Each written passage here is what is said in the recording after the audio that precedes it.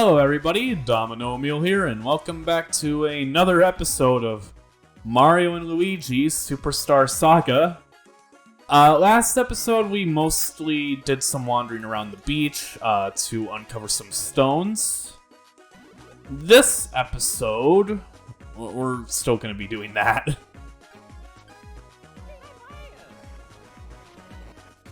Okay, knock this boulder out, and then jump. So yeah, these are mostly just Flame Hand and Thunder Hand trials. I think we're pretty much done with this area. Well, except for the enemy battles. Oh god, that's a lot of enemies. Oh shit, Luigi just killed him with the mush badge. This one has to be the fish.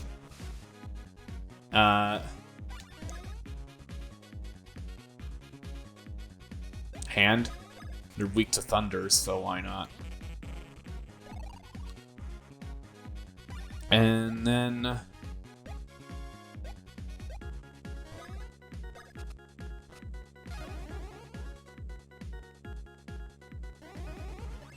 What the fuck, man?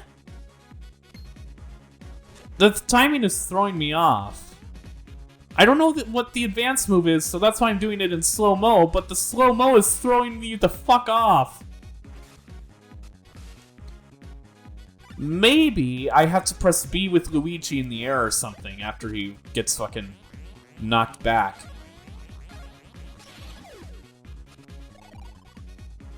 Maybe that's it. Maybe I'm just overthinking it.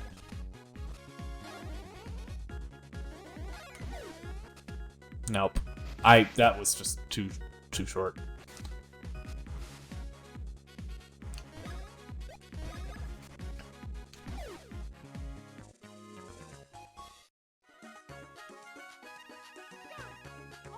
Oh, fuck,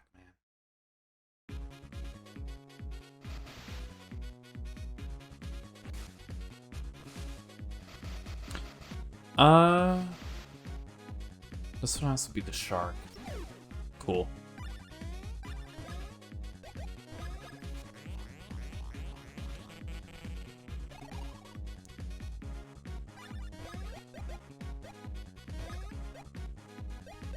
No, let's just fucking hammer this guy. Yeah, that killed him.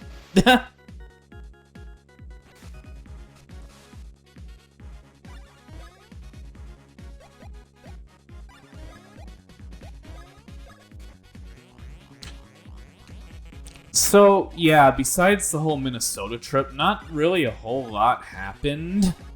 Like, there are stories from the Minnesota trip, but, like, I already kind of went over the whole thing, and getting too detailed would probably just be kind of boring. Like, it was fun, but there weren't any fucking iconic stories, besides the fact that I may have witnessed a child getting kidnapped at a Denny's X Quick Trip on the drive back. I don't know for sure, but I definitely saw an adult woman speed walking with a child holding her hand and saying, like, if we're late, this could count as a kidnapping. It was pretty sus. It was pretty strange to see. But I was waiting for my friends in the bathroom.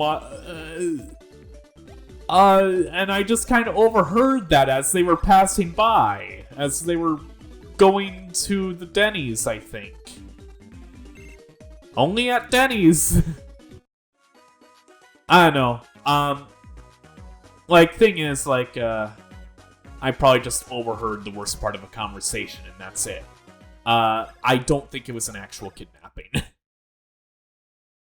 But still, I do have a tendency to overhear some of the fucking strangest shit when I'm alone.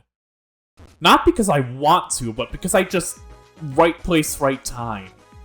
Like, one time, like, a couple years back, I overheard, like, some fucking, like, guy, like, yelling.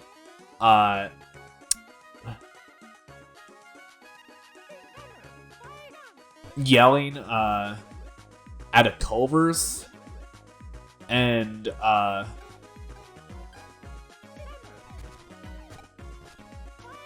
Nah, I'm just gonna wait this one out. But, like, I overheard some dude, like, yelling at a Culver's, like... I don't even know what he was yelling, but I think he was yelling, like, get in here, you fucking bitch, or whatever. And when I overheard that, and I heard some kind of commotion going on, and it was, like, 11:30 at night in the Milwaukee area, I'm just like, okay, turning my head away from the commotion, pretending I'm not hearing anything, and waiting for my friends in the car at a Culver's where there's probably a crime scene going on. You know, yeah.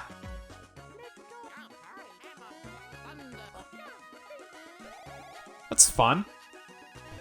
Witnessing a crime scene at a Culver's. If that isn't a good time, then I don't know what is.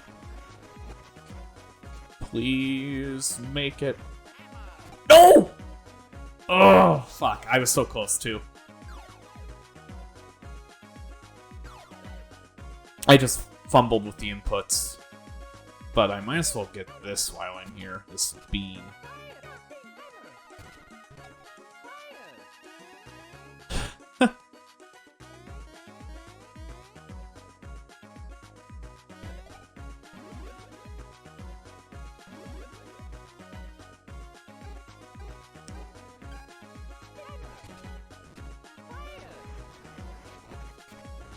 Okay, this will be fine as long as I'm quick enough to switch to spin jump.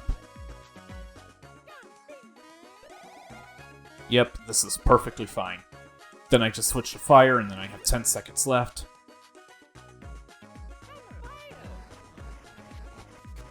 Okay. What the fuck, man? Oh. Okay. This is why these Fire and Thunderhand trials are kind of annoying. Sometimes shit like that happens. And also fumbling with the inputs in this game, scrolling through each action. Like, it's hard to do quickly. Because you just get them mixed up. What the fuck? Why didn't that collision count? Oh, I was scared that Mario and Luigi would fall off. Okay, so I gotta go further up. And this should be the sweet spot. Yes, it is.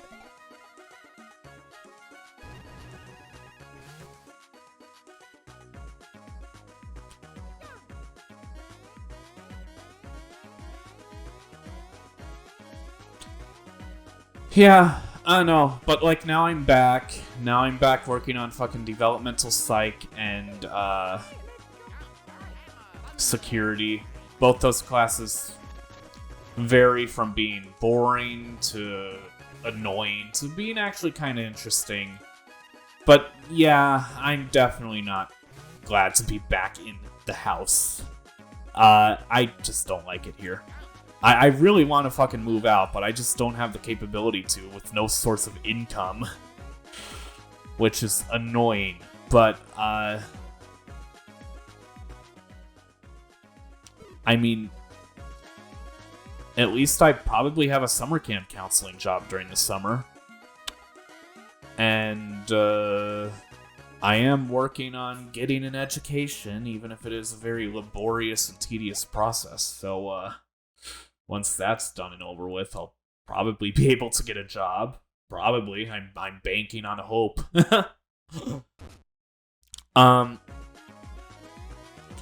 But yeah, other than that, like, I've been wanting to get back into recording. It's been a while. And it's cool. Oh, look at that bean star. How's that feel, Hermie? Like the look of it? Oh, I get a good feel from that. Yeah, I do. Huh? Who are you? Have you come to help me decorate too? Why, red clothes and a mustache. Even that means. Could you be Santa Claus?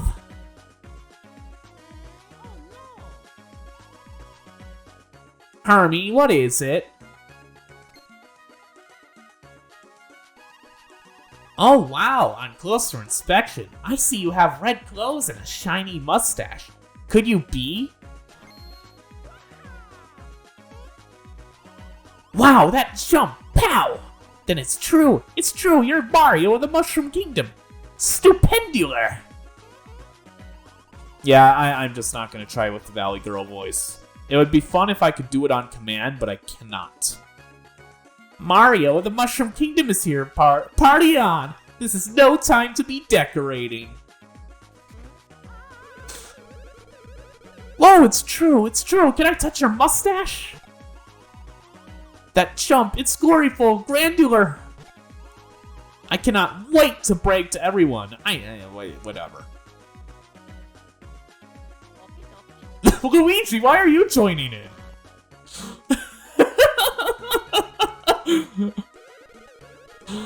Huh? Oh, you must be the president of the Mario fan club. No, wait just a second. Green clothes? Mustache? Hey, any chance that you're that famous brother who always gets left behind?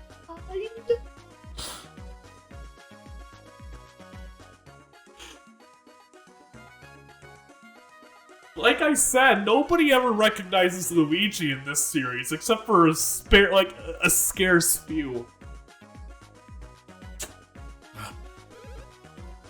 Okay, they recognized him, but not for the right reason.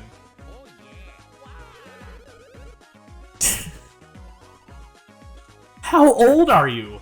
What's your sign? And your hat size? Okay, your waist? Favorite snack? Okay, Hermie's mad. Huh. Okay, so we have a boss here now.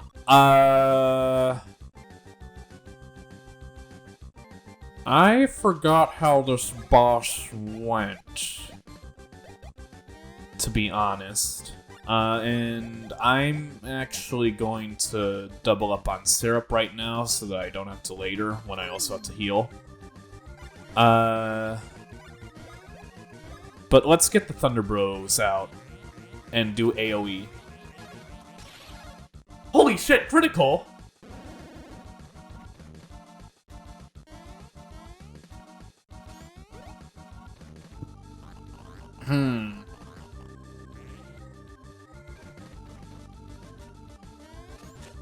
Ow. Okay. So if you do thunder damage, he's gonna get mad. But it's also the best way to do damage. Kill his claw. Can't do anything with his claw. Ooh. You fucked me up with that timing. Ah, the timing is a bit weird. Okay,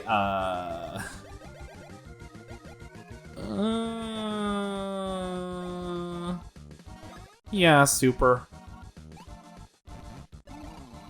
And then... Hello. Okay, thank you for poisoning Mario, because now I have to use a refreshing herb on him. You're maybe wondering what happens if I let the poison just sit there for a while. Don't try that. Poison damage is actually kind of rough in this game. So just keep that in mind. I think what I want to do is actually light the Christmas tree on fire.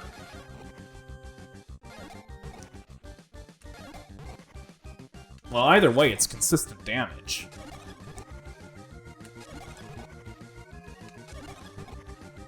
Maybe once I retract both his claws, I can attack the Christmas tree.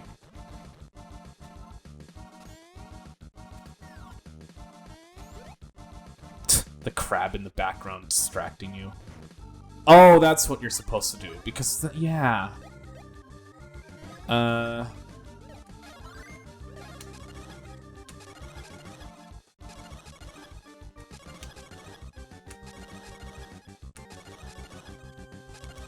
Yeah, then you're supposed to attack the tree with fire. Which only Mario has fire, so, attack it well.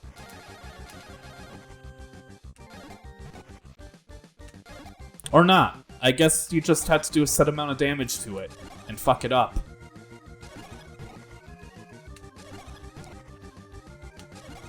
Interesting. Oh no, you do set it on fire. What are you doing to my pretty decoration? Okay. Yeah.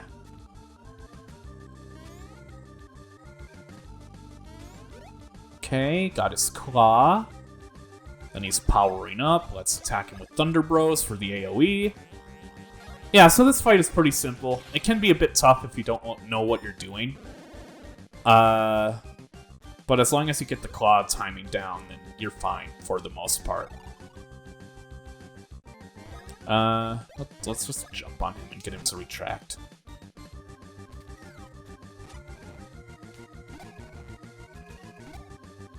Okay, I guess he won't retract. Please retract. Why aren't you retracting?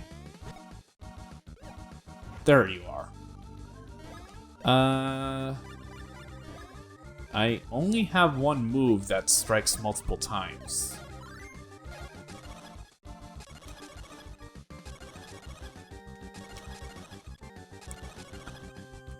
Yeah, I don't really have much else to talk about. I talked about the whole Minnesota trip. That was cool. Oh, well, I guess I have been playing a couple new games recently. I recently got Hi-Fi Rush on Steam, because I just wanted to try that game and see what it was like. Like, I love rhythm games, and rhythm games are pretty fucking cool.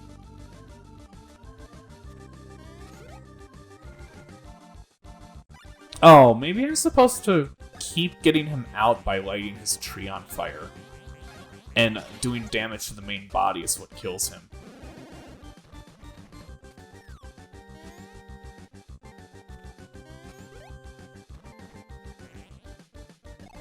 Okay.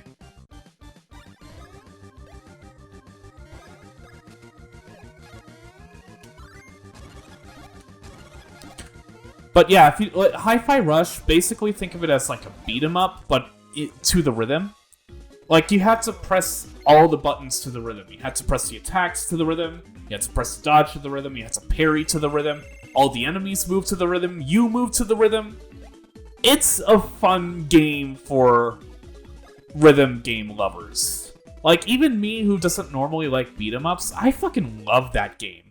And it just reminds me of, like, an early, like a PS2 era game. It reminds me of, like, Ratchet and Clank or like Jak and Daxter with, like, the humor in it, because it's pretty fucking good. And I don't know the team that made it for sure, but I think it's the same team that made Ghost of Tsushima and another horror game. And it's like they've only worked on horror games before, and for working on only horror games before, Hi-Fi Rush is fucking awesome. I mean, it's fucking awesome even if they didn't work on horror games before. It's just a fucking awesome game. Yeah, but,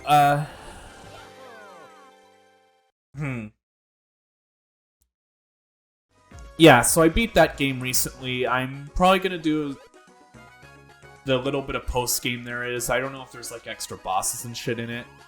I was thinking of Let's Playing the game before I started it, but I can say I'm really glad I did not. I wouldn't be able to commentate over that game. I would just be babbling my mouth insane shit to the rhythm while trying to desperately come up with commentary. So, yeah. But there is one other game that I got on Steam that I'm going to Let's Play. Probably. Maybe. It's gonna be a short one, and it is a very, very popular game right now. Came out the same month as Hi-Fi Rush. has something to do with the tower. I mean, you guys already know what it is with a hint like that. I know nothing about Pizza Tower besides the fact that it's a Wario Land-like. And so, I mean, I'm kind of interested to try it out. It sounds fun. And, I mean, I haven't played Wario Land before. I mean, I played a little bit of Shake It, but that's it. And that's like the slowest paced Wario Land game. So, I'm in for a surprise. I mean, I saw like the first like 30 minutes of gameplay and it looked very fun and frenetic. And I do love me some fast-paced platformers like Super Meat Boy. I liked messing around with wave dashing in Celeste and momentum in that game. Yeah, so needless to say, I'm excited to play it. The only thing is, I'm not really much of a score chaser. Like anybody else. Like a lot of other people, rather. So it's just... yeah, it's gonna be, interesting. Nuts I could get. Really? I'm only at normal syrups? Oh, no. I have ultra syrups. I don't need fucking ultra syrups. I just want some super mushrooms, because I need more of those. I need more potent healing. And these are nice. So I have a lot of super mushrooms. I have 1-up. Wait, I have 9 1-ups. I don't need any more. I can just get those naturally. And I need more super syrups. 1 more. Or 2 more, I guess. And I'll get some super nuts, because having multi-healing is pretty good. I don't need new gear. Not yet. There probably is new gear, and I just bought it all on items, but the item restock was very helpful. And also my mush badge is going to come into effect, I suppose. Okay. So I guess I can get that bean star to the south of here. Okay. I can probably do that, and then I can end the episode off. Why am I going this way?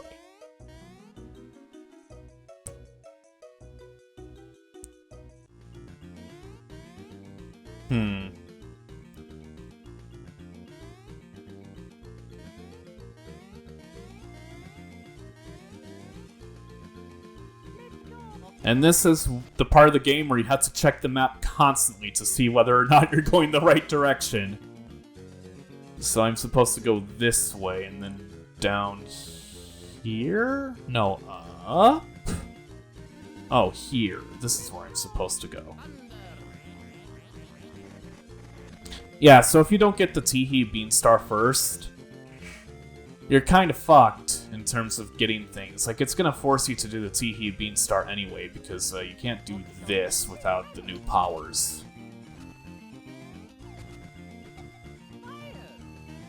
Okay. I guess I could have checked the cafe too, but I can do that next time.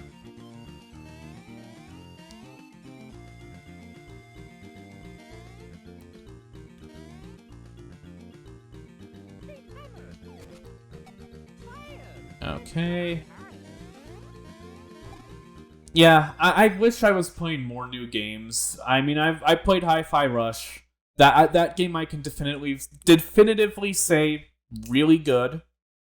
Really glad I played it. I'm still playing it a little bit if I do the post-game shit. Not gonna 100% it because that's fucking bullshit. Just gonna get all the doors, all the Xenosaga doors.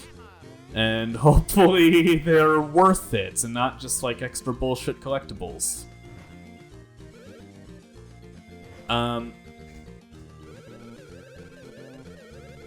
Impossible! No way am I working with explosive colors like those!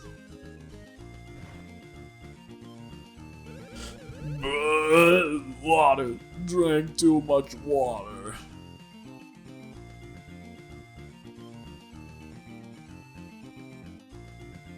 Okay. Honestly, what is one to do with such riffraff? Oh, welcome, welcome. I am called Harhul, genius designer, and I am also called Bleach. Yes, we are one in the same. Did you know? Did you know? Yes, whatever. Am I correct in assuming you're interested in the Splart assistant opening? Fine. If you do a decent enough job, I'll pay you. Your pay will be a bean-like thing that cascaded down from the heavens. Ta-da! What? Do you have some sort of complaints?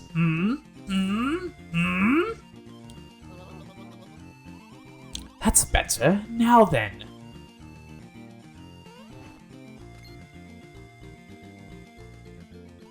You can help me with my splart right away. But you must be snappy. Just do it to get it done. Now don't mind me, I'll just give you a little advice while you work. Trust me, you need it. First, go have yourself a drink so you can become a proper splart water pump.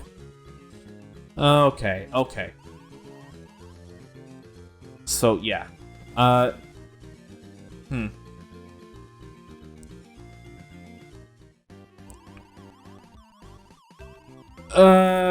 He'll explain it. So, yeah, one thing that we did talk about, in Minnesota, me and my friend, we were talking about the One Piece campaign, because, you know, he's the DM. The one that invited me is the DM. And while I do talk about the One Piece campaign quite a bit, every once in a while, it is one of the most, like, exciting things that I look forward to, like, currently, for a while, because it's just such a good fucking campaign. And I swear, that friend is the only one that can run a campaign like that, with how he just yes-ands off of anything and everything, yet somehow still makes it cohesive. Somehow. But, I mean, yeah, like, a few years back when we first started it, I was thinking, like, oh, what if I record the One Piece campaign? I offered that, he didn't do that, and I understand, because, recording that campaign would completely change the atmosphere and vibe of it. And while I think the campaign that we're doing now would fucking be awesome to watch as just a listener, that campaign wouldn't exist if it was posted online. Like, honestly, like, I think the One Piece campaign is more interesting than, like, say, fucking Critical Role. I mean, no, like, hit to Matt Mercer or anything, I just... Critical Role is more of a show and not, like, a fucking campaign. How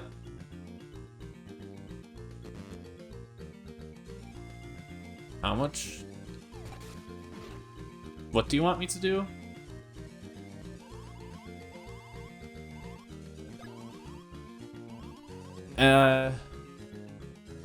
Okay, I need to get red.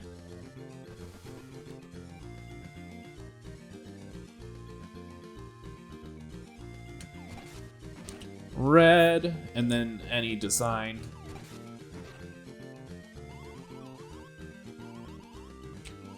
Something in yellow in a check pattern. Okay, yellow.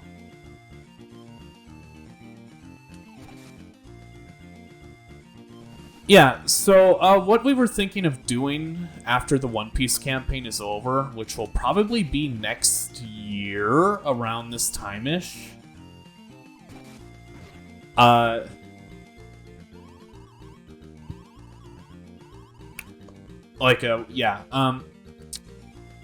Purple and polka dot. Okay. Red, blue. What I was thinking of doing, like, an idea that I was throwing around, is maybe... Oh, fuck, man. Okay. No. Just fucking stop. So what I was thinking of doing was creating a retrospective series of that campaign once it's over with. And thing is, it would mostly be a retrospective for myself and the other players. But like basically what I was thinking we would do is we would go over like the campaign like chronologically. Like first we would talk about the gameplay that we did, like what like module we borrowed from, and we were also thinking of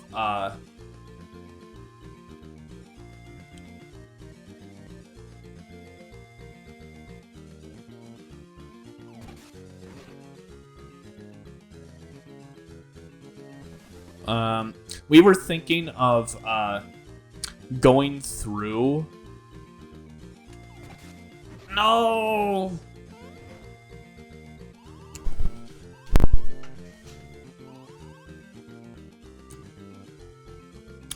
Of going through the whole campaign, like, chronologically, depending on, we would just go through it chronologically, but also topically. Like, first we would go through, like, the gameplay,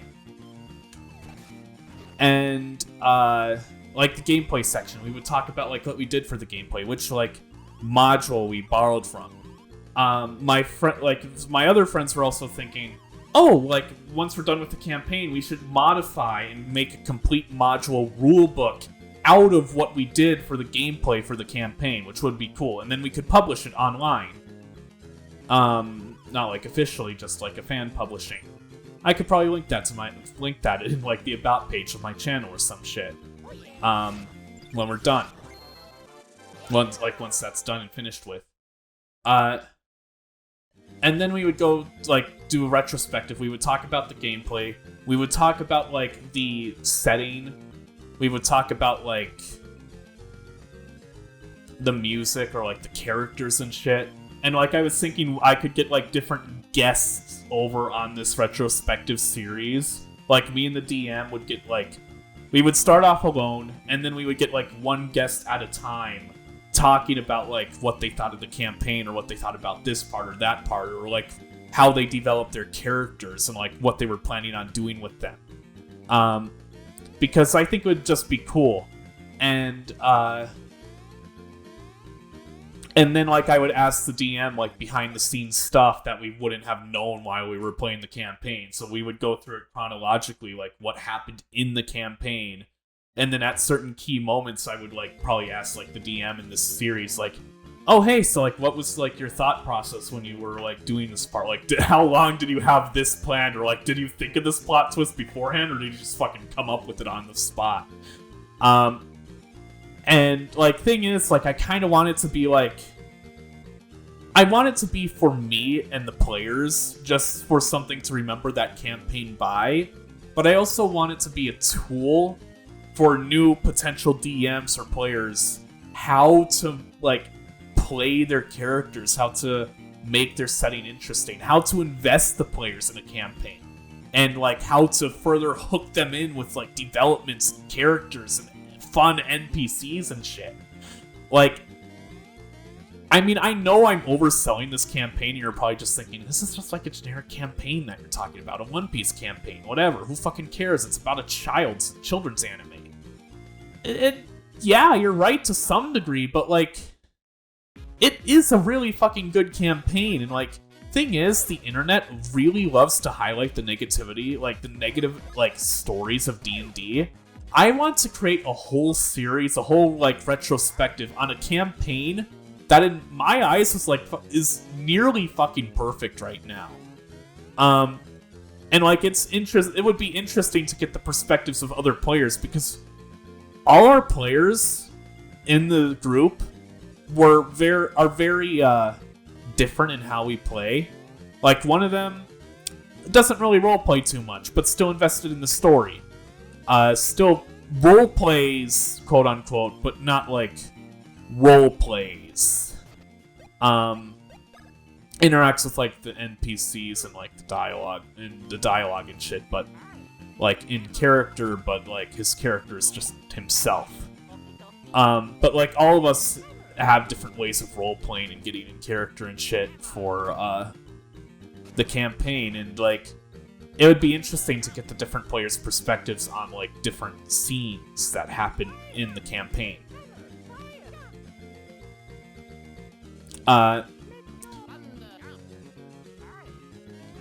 And also, like, I would get to show off, like, the art Photoshop shitposts that I made for the campaign, like, throughout the videos. Because I made Photoshop shitposts for that campaign. In fact, I showed a couple of them in my very, very early episodes of Bug Fables. And, we could also play some of the music that wouldn't get copyrighted. My friend could show some of the behind-the-scenes documents that went into the campaign, and we'd just be talking about it. I like, it's a very, very, like, early, like, idea thing that we have going on here, because the campaign hasn't finished yet. Why would we need to think about a retrospective right now? But, like, it would be really fucking fun to do a retrospective.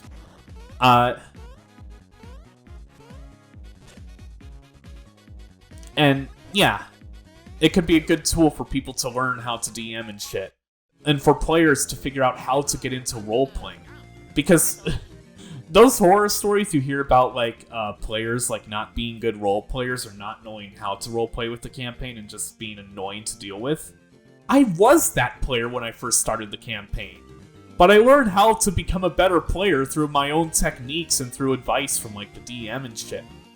And, like, if I could, like, teach people how to become likable players in campaigns, maybe that wouldn't happen so often. Those horror stories you hear about players being fucking aggravating pieces of shit.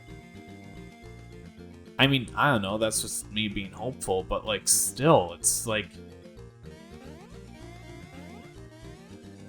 Yeah.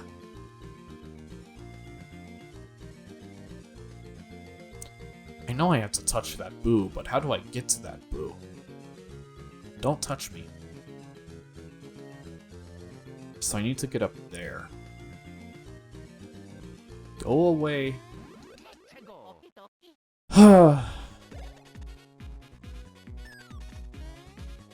And then, of course, like, during the retrospective, I would send a link, or, like, give a link to, like, the module, the finished module that, my other friends made for the campaign. I would also probably send a link for... Okay.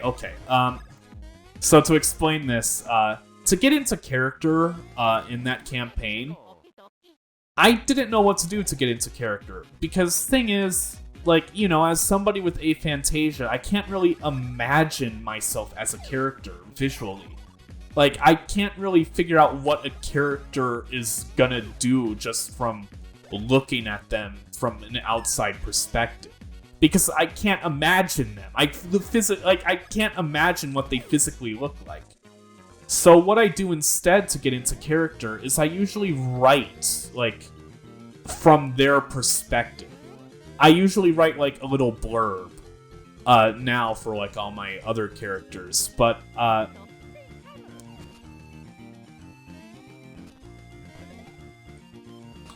like, for, Joanna, my One Piece character, still the first character I made in that campaign. I don't plan on letting her die. I refuse to let her die because I've grown too attached to her. I've gotten too used to figuring out how she thinks that I literally think like her when I don't even intend to. But yeah, like, to get into character for her, I, write journal entries from her perspective. She's the navigator of the crew. It would make sense that she keeps journal entries to keep track of the date and time and, like, what's going on.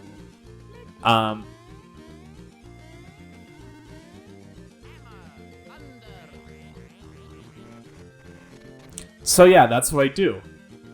And you may be thinking journal entries. Oh, that's cute. It's probably like a few pages for like each session or whatever.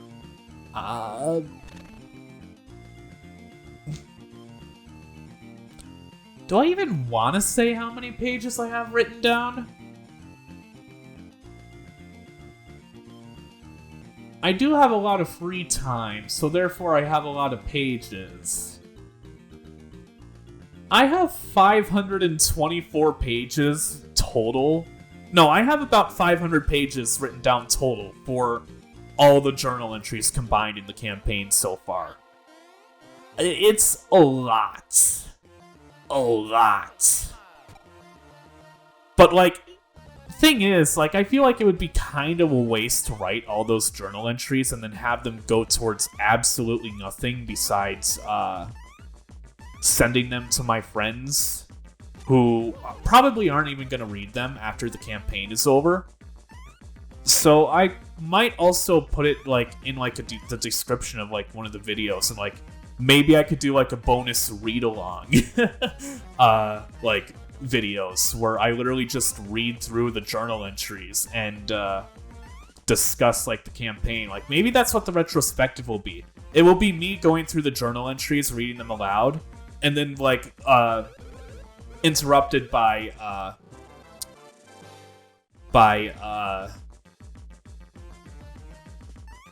like, me talking to the DM, like, okay, what were you thinking during this part, or etc., etc. It would be, like, a director's cut of behind the scenes. And then I would also, like, have, like, the PDF of the journal entries, in the description. But, like, Iron Pants... Oh, wait, no, that's shit. That's shit. That's actually shit. Because the status is Heavy G. Heavy G fucks with your action command timing. So even if, like, you do have a shit ton of defense as Mario, you're gonna get hit a shit ton. So I'd rather just dodge the attacks and not get hit.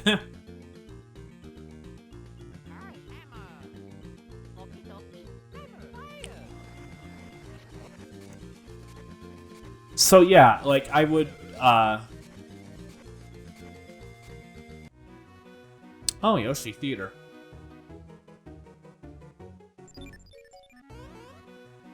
I'll give this guy a voice next episode. Yeah, but, like, point is, it's a series that I want to do. I've already tried making a scripted video with, like, my fucking binned Aphantasia video at this point. I'll probably bring it back during the summer, work on it, and figure out how to do the editing and cite the sources and shit. But that's donezo for now. I'm probably going to bring it back during summer, but I'm probably going to stick to doing Let's Plays for a while. But that, if I do that retrospective, that will be like the first non-Let's Play content I've done that isn't an April Fool's video. And that would be really interesting to go through. And I bet, like, even if you guys wouldn't be listening to the campaign directly, I think you guys would also be very invested in it just by listening to us talk about it and go through it chronologically. And, like, we wouldn't spoil all the plot twists. Like, maybe we would have, like, a spoiler section or something in the videos where you can skip it if you want. But,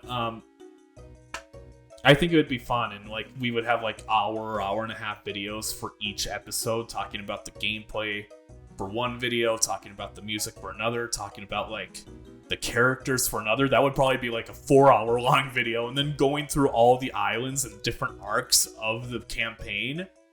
Each of them would probably be, like, an hour and a half to 2 hours for the later ones, and the early ones, like, 40 minutes.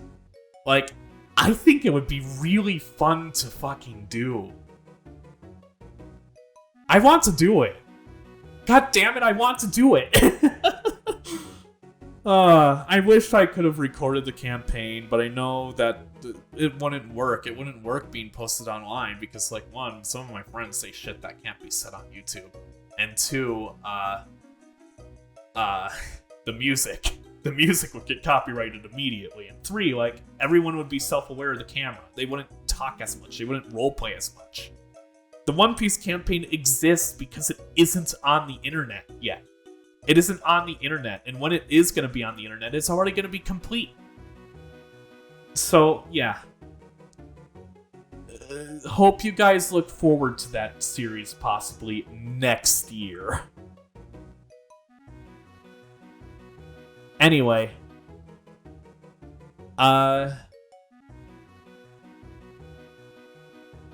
Is there a save block anywhere here? Yeah. So, in the next episode of Mario and Luigi, we will do shit at the Yoshi Theater. Huh.